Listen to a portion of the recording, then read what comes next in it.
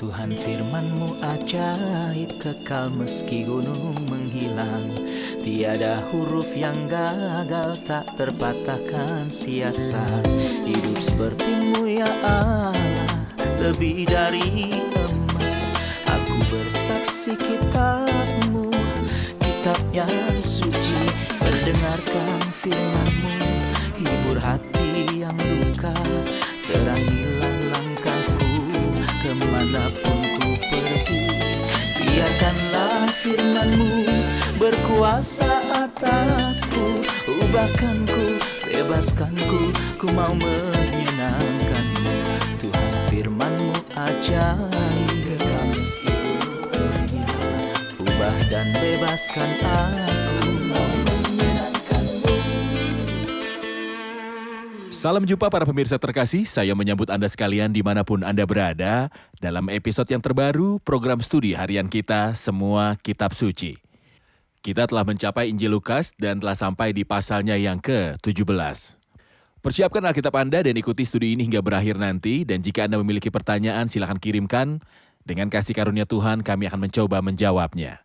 Untuk memulai izinkan saya untuk menyambut tamu kehormatan yang telah hadir di studio, hamba Tuhan Yosef Riyad. Selamat datang Saudara Yosef. Selamat datang Saudara Riyad. Juga para hadirin yang ada di studio, selamat datang. Saudara Yosef, apa topik utama dari pasal 17? Kita menemukan setidaknya 4 gagasan. Bahaya pelanggaran. Gagasan kedua, hamba-hamba yang tidak layak akan itu adalah salah satu perumpamaan yang Tuhan bicarakan. Dan setelah itu mujizat besar yang dilakukan Tuhan dalam perjalanan ke Yerusalem, menyembuhkan atau membersihkan 10 orang kusta, dan terakhir sebuah pertanyaan dan jawaban. Pertanyaan orang Farisi tentang waktu, kedatangan kerajaan Allah dan jawabannya. Baik, terima kasih. Izinkan saya membaca bagian pertama tentang pelanggaran pengampunan dan iman. Silakan. Dalam ayat 1-6. Yesus berkata kepada murid-muridnya, tidak mungkin tidak akan ada penyesatan, tetapi celakalah orang yang mengadakannya. Adalah lebih baik baginya jika sebuah batu kilangan diikatkan pada lehernya lalu ia dilimpar ke dalam laut, daripada menyesatkan salah satu dari orang-orang yang lemah ini. Jagalah dirimu. Jikalau saudaramu berbuat dosa, tegurlah dia, dan jikalau ia menyesal, ampunilah dia. Bahkan jikalau ia berbuat dosa terhadap engkau 7 kali sehari dan 7 kali ia kembali kepadamu dan berkata, aku menyesal, engkau harus mengampuni dia. Lalu kata rasul-rasul itu pada Tuhan, tambahkanlah iman kami. Jawab Tuhan, kalau sekiranya kamu mempunyai iman sebesar biji sesawi saja, kamu dapat berkata kepada pohon ara ini, terbantunlah dan tertanamlah di dalam laut, dan ia akan taat kepadamu. Dalam pembicaraan tentang pelanggaran, terkadang kita mendengar beberapa orang mengatakan bahwa mereka tidak bertanggung jawab atas orang lain. Yang artinya, saya memakai apa yang saya inginkan dan berbicara sesuka saya, dan saya tidak bertanggung jawab atas hati nurani orang lain. Beberapa orang akan tersinggung, beberapa akan mengkritik, namun sejauh mana kita dapat bebas? Dan apa yang dimaksud dengan pelanggaran dan apa bahayanya? Tuhan menjawabnya di sini dan dia berkata bahwa kita bertanggung jawab, yang berarti bahwa saya harus berperilaku yang tidak menyebabkan pelanggaran. Rasul Paulus berkata, karena itu apabila makanan menjadi batu sandungan bagi saudaraku, aku untuk selama-lamanya tidak mau makan daging lagi. Dan itu adalah hal yang salah. Itu hal yang sangat sah. Tidak ada yang mengatakan untuk tidak makan daging. Tetapi Rasul Paulus mengatakan bahwa dia tidak akan pernah memakannya jika itu akan membuat saudaranya tersinggung. Dia tidak ingin menyinggung saudaranya. Dan saya pikir kata-kata Kristus memberitahu kita mengapa kita tidak boleh menyinggung siapapun. Karena akan lebih baik bagi orang yang mengalami pelanggaran jika sebuah batu kilangan dikaitkan ke lehernya dan dia dilemparkan ke laut. Baik, terima kasih. Tentang masalah seorang saudara yang berdosa terhadap saudaranya. Jika saudaramu berdosa, tegurlah dia. Jika ia menyesal, ampunilah dia. Kisah teguran dan pengampunan itu bersyarat di sini. Ampuni dia ketika dia menyesal. Tapi ketika dia melakukan kesalahan di awal, saya menegurnya. Mohon jelaskan tentang hubungan dengan saudara yang berdosa. Ini adalah sisi lain dari apa yang Kristus telah katakan sebelumnya. Saya tidak menyinggung siapapun, tetapi bagaimana jika seseorang berdosa terhadap saya? Jika dia sengaja berdosa terhadap saya harus menegurnya. Di Matius 18 dia berkata, tegurlah dia di bawah 4 mata. Di sini dia berkata, tegur dia. Teguran berarti memberitahunya kesalahannya, dan jika dia mengaku dan menyesal, saya harus memaafkannya. Dan seperti yang dia jelaskan di sini, tidak ada batasan Sama sekali untuk pengampunan, kita harus memaafkan dia sepenuhnya. Kemudian bagaimana dia menggambarkan iman di bagian-bagian yang terakhir? Perhatikan bahwa dalam ayat 5, ketika para rasul mendengar Kristus mengucapkan kata-kata ini, mereka merasa bahwa mereka membutuhkan kasih karunia ganda dari Tuhan dan membutuhkan lebih banyak iman. Jadi para rasul berkata kepada Tuhan, tambahkan iman kami. Dan sebenarnya kita membaca dalam kitab suci tentang penambahan iman di sini. Dan kita membaca tentang penambahan harapan dalam Roma 15 dan kita membaca tentang penambahan kasih dalam 1 Tesalonika 4 adalah baik untuk tidak hanya memiliki iman, pengharapan, dan kasih, tetapi untuk menambahkan iman, harapan, dan kasih. Dan Kristus berkata bahwa jika kita memiliki iman seperti biji sesawi yang berarti iman yang sangat sederhana, kita akan dapat menang atas banyak pencobaan dan atas seluruh dunia yang berada di bawah kekuasaan si jahat. Terima kasih Saudara Yosef. Ayat 7-10 berbicara tentang kewajiban seseorang hamba terhadap tuannya. Mohon jelaskan ayat-ayat ini kepada kami. Ayat-ayat ini berbicara tentang perumpamaan yang hanya disebutkan dalam Injil Lukas. Kristus berkata, siapa di antara kamu yang mempunyai seorang hamba yang membajak atau menggembalakan ternak baginya? Akan berkata kepada hamba itu setelah ia pulang dari ladang, mari segera makan. Apakah ada tuan yang menyuruh hambanya datang dari ladang untuk duduk? Bukankah sebaliknya ia akan berkata kepada hamba itu, sediakanlah makananku dan layanilah aku selesai aku makan dan minum, dan sesudah itu engkau boleh makan dan minum. Jadi ada dua hal di sini yang harus kita perhatikan, pelayan itu bekerja di luar. Dan dia bekerja di dua ladang, membajak atau menggembalakan ternak. Arti rohaninya bahwa ada layanan membajak di dunia dan layanan menggembalakan. Kawanan, domba Kristus dan pelayanan kita di luar adalah entah di dunia yang jauh dari Tuhan untuk membawa dan menarik jiwa-jiwa kepada Kristus atau untuk memelihara, untuk menggembalakan kawanan domba Kristus. Namun jangan sampai kita lupa bahwa kita memiliki jamuan di dalam. Apa jamuan di dalam? Makan dan minum dari tuannya, kita harus memuaskan tuannya dulu.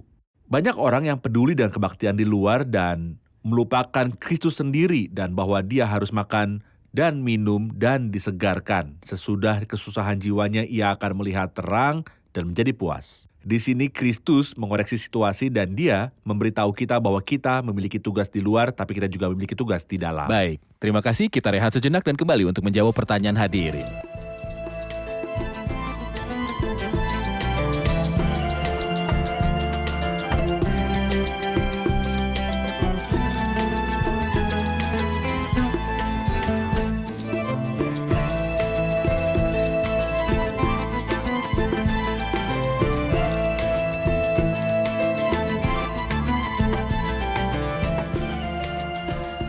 Dalam ayat 10, demikian juga kamu setelah kamu melakukan segala sesuatu yang diperintahkan kepadamu, katakanlah, kami ini hamba-hamba yang tidak berguna, kami telah melakukan apa yang menjadi kewajiban kami. Mengapa dia memanggil hamba yang tidak berguna meskipun mereka telah melakukan kewajibannya? Silakan. Pertama, dia tidak menyebutkan mereka pelayanan tidak menguntungkan. Kedua, sebelum menjawab pertanyaan ini, saya ingin bertanya, bukankah mereka sahabatnya? Bukankah dia memanggil mereka dalam Lukas 12 ayat 4, sahabat-sahabatku?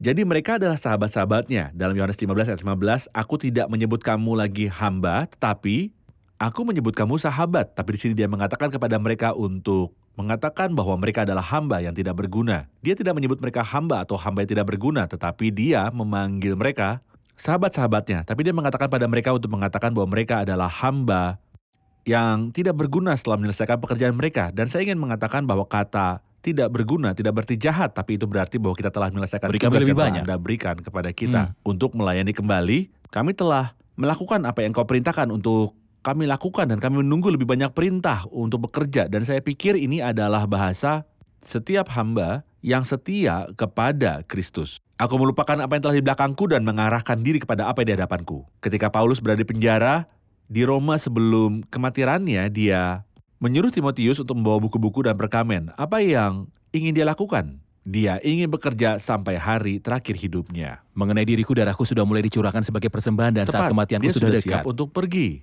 Tapi bahkan jika ada 5 atau 7 hari tersisa sebelum kematiannya, dia ingin bekerja sampai akhir. Dan bertanya kepada Tuhan apakah Tuhan ingin dia melakukan hal yang lain. Jadi tidak ada usia pensiun bagi pelayan. Tidak. Jadi hamba tidak pensiun di usia 60 tahun. Tidak. Dan tak ada liburan juga, karena Anda mungkin bertemu jiwa-jiwa saat liburan. Yang dapat Anda bicarakan dengan mereka tentang Kristus dan Anda mungkin melakukan dalam liburan apa yang tidak Anda lakukan di hari-hari kerja Anda. Benar. Terima kasih Saudara Yosef. Saya akan menuju ke ayat 11 sampai ke 19. Penyembuhan 10 orang kusta. Mohon gambarkan mujizat ini dan bagaimana Lukas menjelaskannya kepada kita.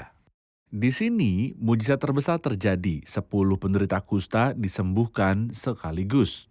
Ketika Kristus sedang berjalan-jalan di sebuah kota di luar kota tentunya, ia menemukan 10 orang kusta. 9 dari mereka adalah orang Yahudi dan 1 orang Samaria. Dalam keadaan normal, orang Yahudi tidak berurusan dengan orang Samaria. Tetapi karena mereka semua penderita kusta dan najis, mereka bersama-sama dan mereka semua berteriak, "Yesus Guru, kasihanilah kami."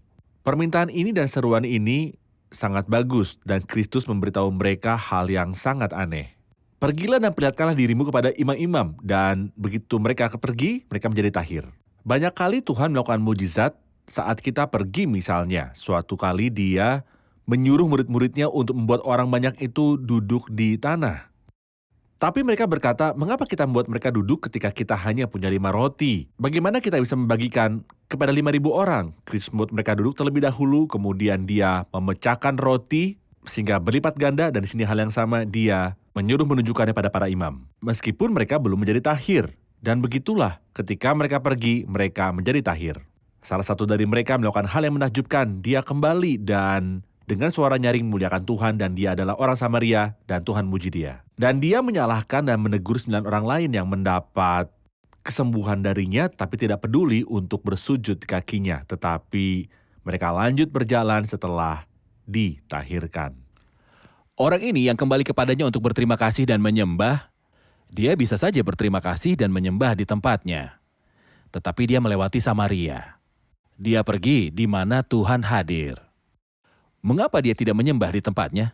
Sebenarnya dia seharusnya pergi dan beribadah di Gunung Gerizim. Jika orang-orang Yahudi akan beribadah, mereka akan pergi ke Yerusalem. Tetapi Kristus telah berkata kepada seorang wanita Samaria bahwa penyembahan tidak boleh di Gunung Gerizim atau Yerusalem. Tetapi orang yang ingin beribadah harus melakukan seperti orang buta yang telah dicelikan matanya oleh Tuhan dalam Yohanes pasal 9. Kristus bertanya padanya, "Apakah kamu percaya kepada Anak Allah?" Dia menjawab dan berkata, "Siapakah dia Tuhan, supaya aku percaya kepadanya?" Dan Yesus berkata, "Engkau bukan saja melihat dia, tapi dia yang berkata-kata dengan engkau, dialah itu." Kemudian dia berkata, "Aku percaya Baik, Tuhan." mohon beritahu kami apa yang dilambangkan oleh penyakit kusta di dalam Alkitab. Dan mohon ingatkan pemirsa terkasih tentang penderita kusta yang telah Tuhan sembuhkan di dalam Alkitab. 21 penderita kusta dalam kitab suci ditahirkan. Dan penyakit kusta awalnya dimulai dengan perubahan bentuk kulit, kadang bintik, kadang bengkak, tapi biasanya berakhir sangat buruk. Terkadang anggota badan jatuh. Terkadang mengubah suara menjadi suara serak. Sebenarnya hal itu adalah kematian yang lambat dan sangat memalukan sebagai penderita kusta menurut Imamat pasal yang ke-13.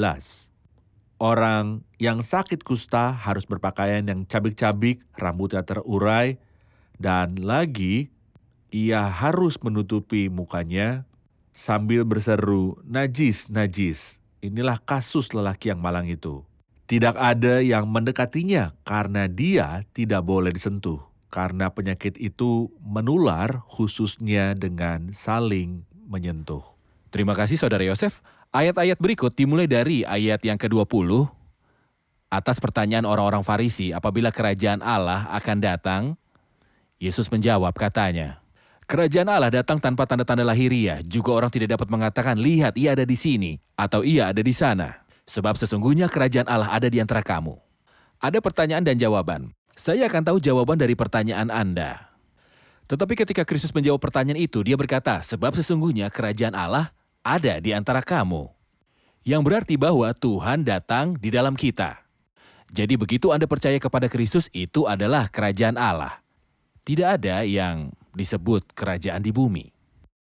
Tuhan akan mendirikan kerajaan segera setelah Anda percaya kepada Kristus. Anda berada di kerajaan, mungkin ini gambaran parsial, jadi kami ingin tahu gambaran penuh dan arti dari frasa kerajaan Allah ada dalam diri Anda. Bahwa mereka yang mengajukan pertanyaan adalah orang-orang Farisi, orang-orang yang tidak percaya. Itulah mengapa terjemahan yang akurat untuk kata di dalam dirimu adalah Di antara kamu. di antara kamu. Dan dia yang maksud dengan itu, Kristus, mereka sedang mencari kerajaan Allah sementara Raja ada di depan mereka. Atau seperti yang saya katakan tentang orang buta, Kristus bertanya kepadanya, "Apakah kamu percaya kepada anak Allah?" Dia menjawab, "Siapakah dia Tuhan sehingga aku dapat percaya kepadanya?" Dan Yesus berkata, "Engkau bukan saja melihat dia, tapi dia berkata-kata dengan engkau, dialah itu." Jika orang-orang ini setia, mereka tidak akan bertanya tentang kerajaan Allah saat Raja ada di depan mata mereka. Saya telah membaca sebuah cerita tentang sebuah kapal yang hilang di Lautan Atlantik, kemudian mengirimkan sinyal bahwa mereka membutuhkan air karena kapal telah kehabisan air. Dan jawabannya, ambil dari air yang ada di sekitar Anda. Anda berada di muara sungai Amazon. Mereka berada di air tawar dan meminta air. Di sini orang-orang Farisi berada di hadapan Kristus dan bertanya kapan kerajaan Allah akan datang. Kerajaan Allah hadir. Jika Anda percaya bahwa aku akan mendirikan kerajaan, tapi sayangnya mereka menolak untuk percaya dan Kristus menunda kerajaan. Karena dia berkata setelah itu kata-kata yang sangat penting dalam ayat 25, tetapi ia harus menanggung banyak penderitaan dahulu dan ditolak oleh angkatan ini. Terima kasih, kita rehat sejenak dan kembali untuk menjawab pertanyaan hadirin.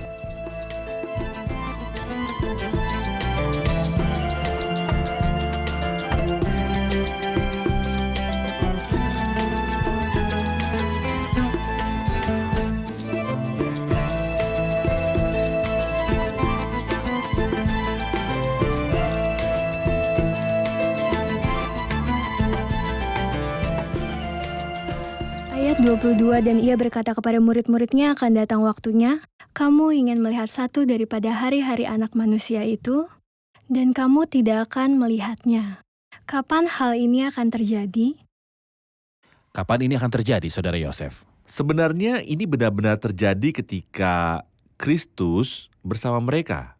Ketika kerajaan Allah ada di antara mereka, saya pikir Kristus telah berkata satu kali sebelumnya.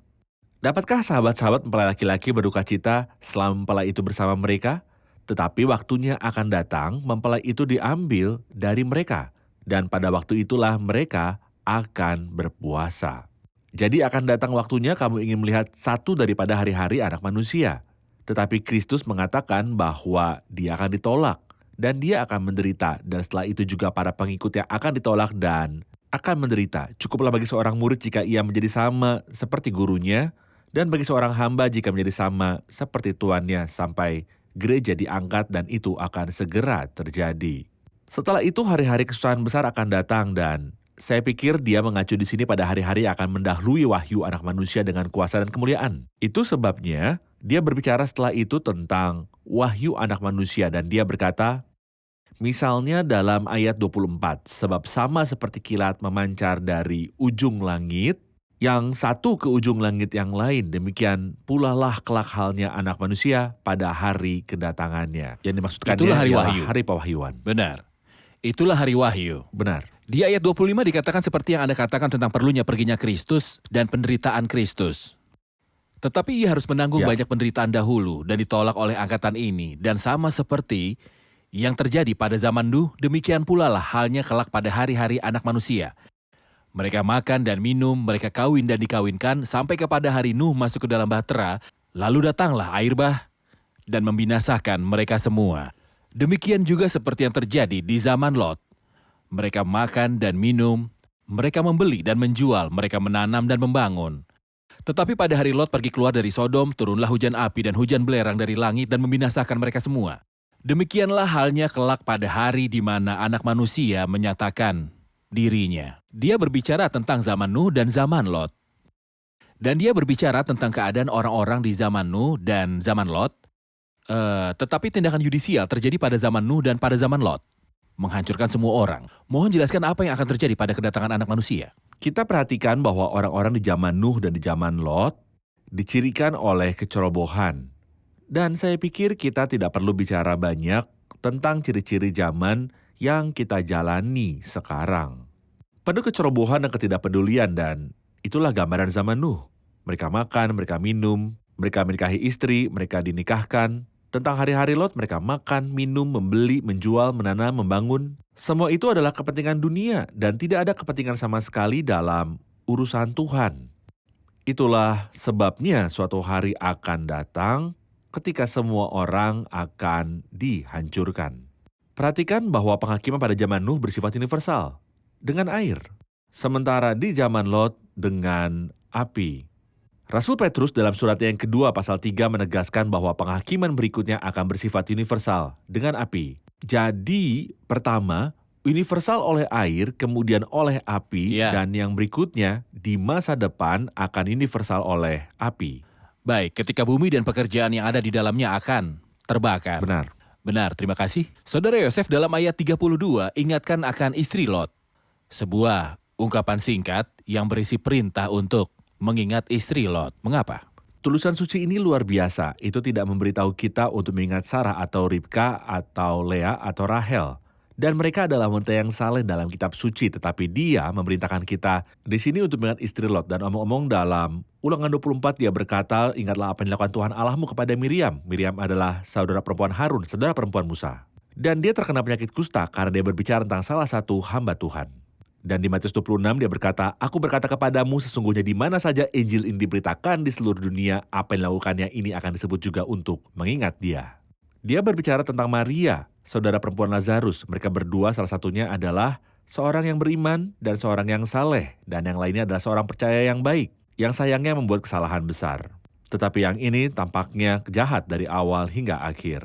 Dia tinggal bersama seorang percaya, seorang pria yang saleh, tapi sayangnya dia tidak belajar darinya sama sekali dan dia pergi keluar dari kota kehancuran yaitu Sodom, tetapi dia tidak mencapai keselamatan.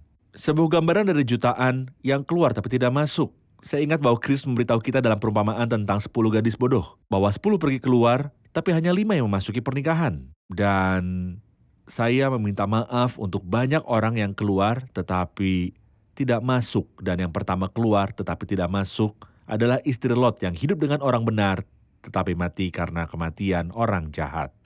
Terima kasih Saudara Yosef. Saya akan membaca ayat dari 33 hingga 37, dan mohon Anda menjelaskan kepada kami gagasan-gagasan yang ada di dalamnya.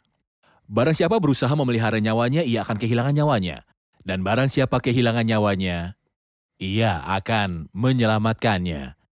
Aku berkata kepadamu, pada malam itu, ada 2 orang di atas satu tempat tidur. Yang seorang akan dibawa dan yang lain akan ditinggalkan. Kalau ada 2 orang di ladang, yang seorang akan dibawa dan yang lain akan ditinggalkan. Kata mereka kepada Yesus, di mana Tuhan? Katanya kepada mereka, di mana ada mayat, di situ berkerumun burung nasar. Saudara Yosef, banyak orang mengajarkan melalui ayat-ayat ini bahwa siapapun yang diambil oleh pengangkatan. Yang artinya 2 orang akan berada di ladang dan Tuhan akan datang. Dan kemudian Tuhan akan mengambil yang satu dan kemudian dia akan meninggalkan yang lainnya. Apakah penjelasan ini benar? Tidak, ini bukan penjelasan yang tepat. Jika kita pergi ke Matius 13, kita akan menemukan bahwa pada akhir zaman ini, dia berkata, kumpulkanlah dahulu lalang itu, dan ikatlah berkas-berkas untuk dibakar, kemudian kumpulkanlah gandum itu ke dalam lambungku. Orang yang akan diambil akan dibawa oleh malapetaka, dan mereka yang akan tetap tinggal akan tetap diperintah oleh Kristus. Seperti yang kita pahami dari Matius 13 dalam perumpamaan tentang lalang. Tetapi semua itu setelah pengangkatan gereja. Semua itu setelah pengangkatan gereja. Apa yang Anda katakan akan terjadi dalam pengangkatan, tapi di sini dia tidak berbicara tentang itu. Dia berbicara tentang akhir zaman ketika seseorang akan dibawa oleh malapetaka dan lainnya akan ditinggalkan. Dan Kristus akan memerintah atas dia. Tapi saya ingin menarik perhatian pada fakta ilmiah yang disebutkan di sini secara tersirat. Dia mengatakan bahwa pada saat kedatangan anak manusia akan ada 3 kasus. Pertama, akan ada 2 orang dalam satu tempat tidur. Jadi mereka akan tidur di malam hari. Mereka akan tidur di tempat mereka pada malam hari. Dan juga akan ada 2 wanita di ladang bersama-sama dan itu akan terjadi pada waktu pagi karena waktu itu digunakan wanita itu untuk bangun pagi, untuk menggiling dan menyiapkan makanan hari itu. Dan setelah itu, pada tengah hari akan ada 2 orang di ladang. Jadi pada saat kedatangan Tuhan, akan terjadi di malam di beberapa tempat dan fajar di beberapa tempat dan siang di tempat lain. Karena bumi itu bulat. Bumi itu bulat dan ini adalah fakta yang ditemukan lebih dari 1500 tahun setelah zaman Kristus, tetapi Kristus menyebutkannya di sini dengan sederhana dan akurat. Karena dia pencipta Tentu, dan pengelola semesta. pastinya. Mohon komentari ayat terakhir ketika mereka bertanya, "Di mana Tuhan?" Dia menjawab, "Di mana ada mayat, di situ berkerumun burung nasar." Apa itu mayat dan apa itu burung nasar? Mayat adalah tubuh tanpa kehidupan. Apa tubuh yang tidak memiliki kehidupan? Bangsa Israel. Apakah hal itu kembali? Ya. Apakah hal itu memiliki kehidupan? Tidak, tidak ada. Apakah Israel hari ini di negeri itu? Ya. Akankah Tuhan memberkati mereka? Tidak, dia tidak akan melakukannya karena mereka belum bertobat. Untuk saat ini mereka adalah mayat. Dan biasanya ketika ada mayat, semua pemangsa Raja Wali menerkamnya, dan yang dia maksud dengan itu adalah malapetaka Tuhan yang berurutan. Dan ketika Baik. kita baca kitab Wahyu, kita lihat betapa cepat dan berturut-turut tulah itu akan terjadi. Dan di sini dia membandingkannya dengan Raja Wali. Terima kasih, kita telah di akhir episode. Mari rangkum bersama para hadirin. Apa yang telah Anda pelajari? Kita memahami ada 2 jenis pelayanan. Yang pertama diwakili dalam pelayanan yang membajak atau menggembalakan domba di padang, yaitu ketika kita berbicara tentang jiwa-jiwa yang jauh. Dan ada pelayanan kedua yang sering kita lupakan seperti yang Tuhan katakan, "Siapkan sesuatu untuk makan malamku dan layani aku," yang merupakan pelayanan menghormati Tuhan dan menyembah Dia, maka Dia akan dipuaskan. Kita juga telah melihat dalam pasal ini bahwa keadaan orang-orang pada hari-hari ini mirip dengan keadaan orang-orang pada zaman Nuh dan zaman Lut. Penuh dengan kecerobohan dan ketidakpedulian, dan kurangnya minat spiritual dan peningkatan minat di dunia. Dan karena ada penghakiman universal oleh air bah pada zaman Nuh. Ada juga lokal, penghakiman dengan api di zaman Lot, dan ketika anak manusia akan datang akan ada penghakiman universal dengan api. Dalam mujizat pembersihan 10 penderita kusta, orang Samaria itu kembali dan mengucap syukur dan menyembah Tuhan. Itu mengajarkan kita untuk bersyukur atas apa yang telah Tuhan lakukan dengan kita. Dan kita belajar bahwa ibadah dipersembahkan pada seseorang dan tidak berhubungan dengan suatu tempat. Terima kasih, Tuhan memberkati. Terima Tuhan kasih, Saudara memberkati Yosef. Anda. Pemirsa terkasih, ketika Tuhan sedang berbicara tentang hari-hari terakhir, Dia berbicara tentang penghakiman yang terjadi di masa lalu. Dan sejak penghakiman di masa lalu terjadi, karena kejahatan manusia, penghakiman yang Tuhan katakan akan terjadi di masa depan harus terjadi karena kejahatan manusia dan karena Tuhan setia dalam janji-janjinya.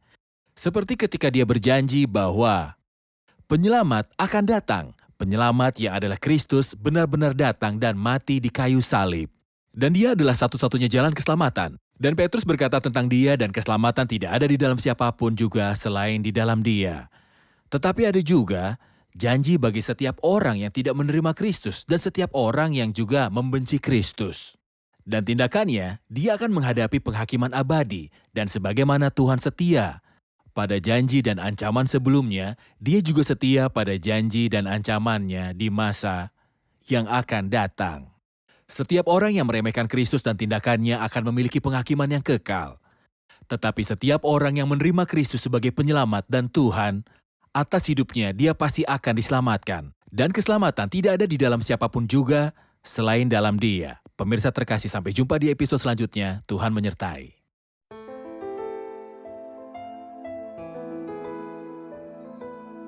Tuhan firman-Mu ajaib, kekal meski gunung menghilang.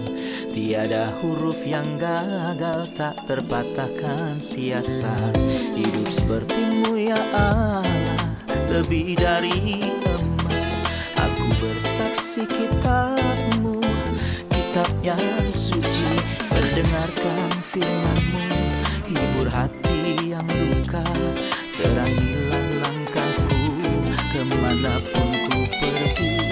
Biarkanlah firman-Mu berkuasa atasku. Ubahkanku, bebaskanku, ku mau menyenangkan-Mu. Tuhan firman-Mu ajaib, kekal meski dunia. Ubah dan bebaskan aku.